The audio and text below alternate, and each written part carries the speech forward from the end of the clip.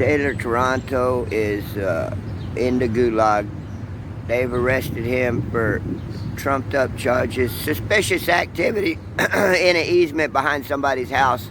Now that we're not distracted from the gnats tonight, we can talk about Taylor. So, you know, it is a public corner down here.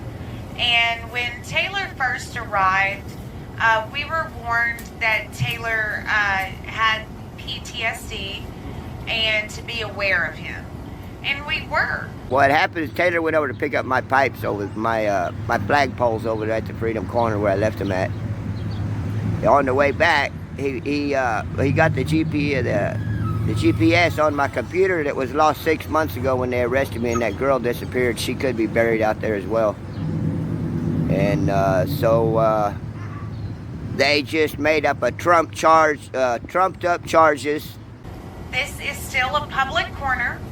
Right. Taylor is a Jan 6er. He exhibited issues from the very beginning. He wasn't really interactive or anything with a lot of us, and wasn't really forefront about his story.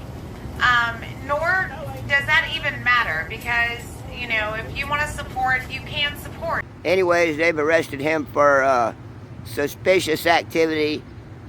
And he, like I said, he had my pipes in there. He was following the GPS on my laptop that girl apparently had stashed out in the woods there.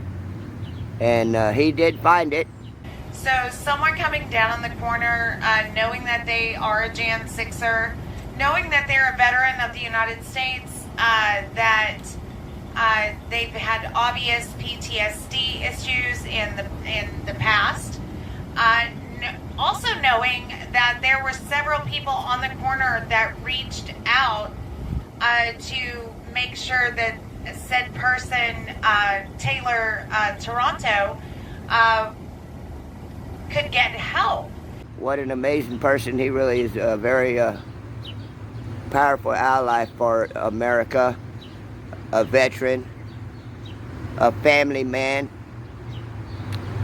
a proud, brave patriot, even in times of peace, fighting corruption in America, and he is in jail.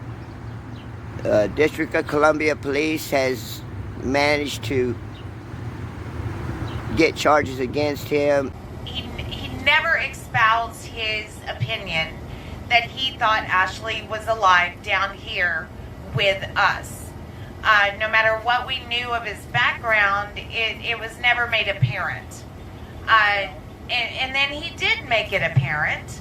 And then once he did, we said, please, you know, what are you doing here? Why would you stand down here with this as a vigil for justice for Ashley?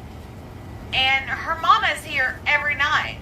And you stand here, and he never espoused that to you, did he?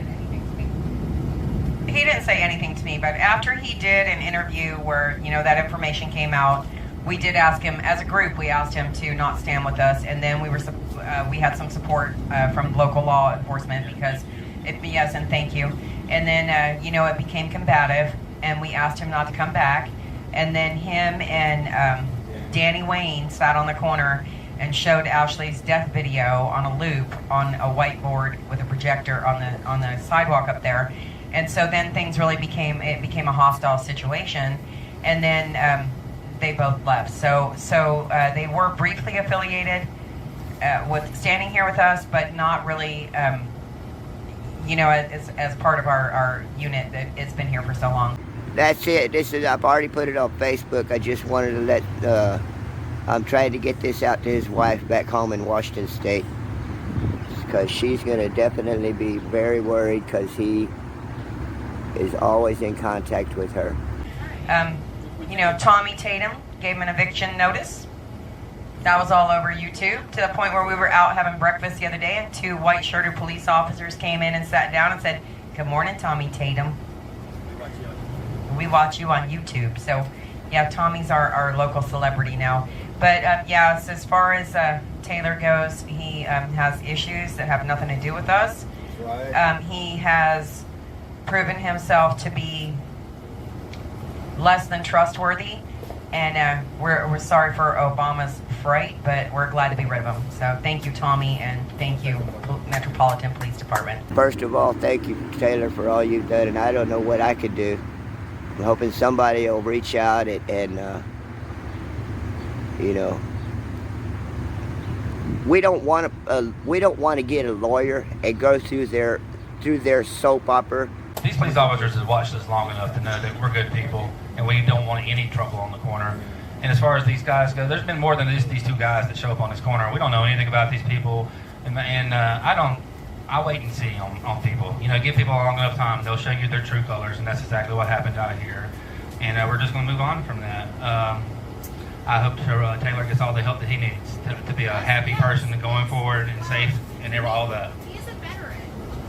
Taylor is a veteran. He does suffer from PTSD. Those issues need to be addressed. Those issues were asked by other people to be addressed early on that were never taken care of. And, you know, so the best to Taylor, he has issues. In this case, I don't really give a fuck what she thinks about me. She hasn't been friendly the entire time, and she's not being very realistic with people, and she doesn't like free speech. From the sounds of it, she's some sort of like kooky environmentalist. I don't give a fuck what she thinks. She wasn't there. I witnessed it. I know what I saw. And she goes to the corner and she doesn't like people saying things that doesn't line up with her story. She hasn't been friendly the entire time, and she's not being very realistic with people, and she doesn't like free speech. From the sounds of it, she's some sort of like kooky environmentalist leftist. I don't think she's a conservative. I don't think she's a Trump supporter. If the government thinks that they can just do these parades and stuff for fun, all the while calling everyone else domestic terrorists, you know, domestic terrorism is using policy to strike fear into the hearts of citizens. So what the fuck has Congress been doing with this commission, this January 6th commission?